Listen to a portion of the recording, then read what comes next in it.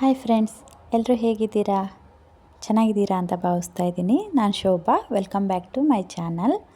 ಇವತ್ತು ನಾನು ಶಾವಿಗೆ ಕೇಸರಿಬಾತ್ ಮಾಡ್ತಾಯಿದ್ದೀನಿ. ಅದಕ್ಕೆ ನಾನು ಫಸ್ಟು 1/4 ಗ್ಲಾಸ್ ಆಗೋಷ್ಟು, ಅಂದರೆ 1-2 ಸ್ಪೂನ್ ಆಗೋಷ್ಟು ಹಾಲನ್ನು ತೊಗೊಂಡಿದ್ದೀನಿ, ಕಾಯಿಸಿರೋ ಹಾಲು. ಇದಕ್ಕೆ ನಾನು ಕೇಸರಿ ದಳ ಏನು ಬರುತ್ತೆ ಅದನ್ನು ಹಾಕಿಡ್ತಾ ಇದ್ದೇನೆ. ಹಾಗೆ ಕಲರು ಕೇಸರಿ ಪೌಡ್ರ್ ಏನು ಬರುತ್ತೆ ಅದನ್ನು ಕೂಡ ಹಾಕಿ ಸಪ್ರೇಟ್ ತೆಗೆದಿಡ್ತಾ ಇದ್ದೇನೆ. ಇವಾಗ ನಾನು ಡ್ರೈ ಫ್ರೂಟ್ಸು ಬಾದಾಮಿ, ಗೋಡಂಬಿ ಎರಡನ್ನು ಚಿಕ್ಕದಾಗಿ ಕಟ್ ಮಾಡಿ ಇಟ್ಕೊಂಡಿದ್ದೀನಿ. ಹಾಗೆಯೇ ಸ್ವಲ್ಪ ದ್ರಾಕ್ಷಿನ ತೊಗೊಂಡಿದ್ದೀನಿ. ಇವಾಗ ಒಂದು ಪಾನ್ನ ಬಿಸಿಗಿಟ್ಬಿಟ್ಟು ಅದು ಬಿಸಿ ಆದಮೇಲೆ 2 ಸ್ಪೂನ್ ಆಗೋಷ್ಟು ತುಪ್ಪನ ಹಾಕಿ, ತುಪ್ಪ ಕರಗಿದ ಮೇಲೆ ಬಾದಾಮಿನ ಹಾಕಿ ಹುರ್ಕೊಳ್ತಾ ಇದ್ದೀನಿ. ಬಾದಾಮಿ ಸ್ವಲ್ಪ ಕಲರ್ ಚೇಂಜ್ ಆಗ್ತಾ ಬರುವಾಗ ಗೋಡಂಬಿನ ಹಾಕಿಬಿಟ್ಟು ಹುರ್ಕೊಳ್ತಿದ್ದೀನಿ. ಹಾಗೆಯೇ ಲಾಸ್ಟಲ್ಲಿ ದ್ರಾಕ್ಷಿನ ಹಾಕಿ 3 ಹುರ್ಕೊಂಡ್ಬಿಟ್ಟು ಸಪ್ರೇಟಾಗಿ ಒಂದು ಪ್ಲೇಟಲ್ಲಿ ತೆಗೆದಿಟ್ಕೊಳ್ತಾ ಇದ್ದೀನಿ.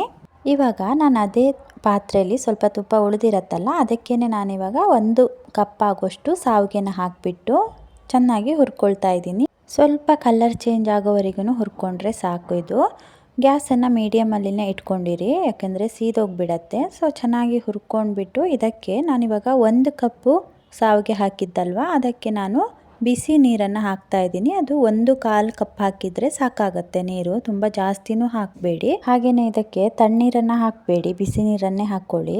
ನೀವು ಈ ಶಾವಿಗೆ ಹುರಿಯುವಾಗ ಒಂದು ಸೈಡಲ್ಲಿ ಬಿಸಿ ನೀರು ಕುದಿಲಿಕ್ಕೆ ಇಟ್ಕೊಂಡು ಅದಕ್ಕೆ ಕೂಡ ಕೇಸರಿ ಹಾಕಿಬಿಟ್ಟು ಅದನ್ನು ಕೂಡ ಆ್ಯಡ್ ಮಾಡ್ಬೋದು. ನಾನಿಲ್ಲಿ ಹಾಲಲ್ಲಿ ನೆನೆಸಿಟ್ಟಿದ್ನಲ್ಲ ಅದನ್ನು ಇವಾಗ ಇದಕ್ಕೆ ಸೇರಿಸ್ತಿದ್ದೀನಿ.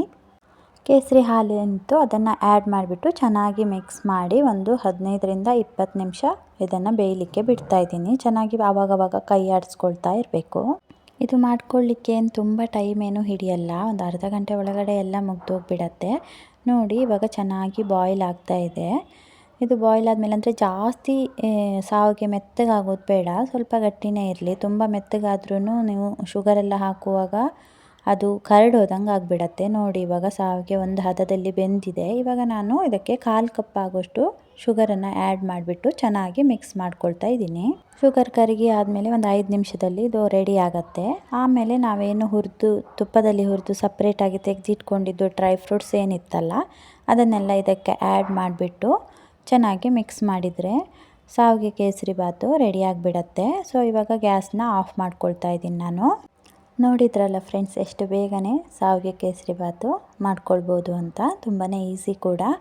ಹಾಗೆಯೇ ಸ್ವಲ್ಪ ಡ್ರೈ ಫ್ರೂಟ್ಸಿಂದ ಡೆಕೋರೇಟ್ ಮಾಡ್ತಾ ಇದ್ದೀನಿ. ಹಾಗೆ ತಿನ್ನಲಿಕ್ಕೂ ಕೂಡ ತುಂಬಾ ಚೆನ್ನಾಗಿರುತ್ತೆ. ಸಡನ್ನಾಗಿ ಮನೆಗೆ ಯಾರಾದರೂ ಗೆಸ್ಟ್ ಬಂದರೆ ಏನು ಮಾಡೋದು ಅಂತ ಅಂದ್ಕೊಳ್ಳುವಾಗ ಇದು ಬೇಗನೆ ಮಾಡ್ಕೊಳ್ಬೋದು. Thank you friends, thank you for watching. ನಮ್ಮ ಚಾನಲ್ನ ಸಬ್ಸ್ಕ್ರೈಬ್ ಮಾಡ್ಕೊಳ್ಳಿ, ಶೇರ್ ಮಾಡಿ, ಕಮೆಂಟ್ ಮಾಡಿ.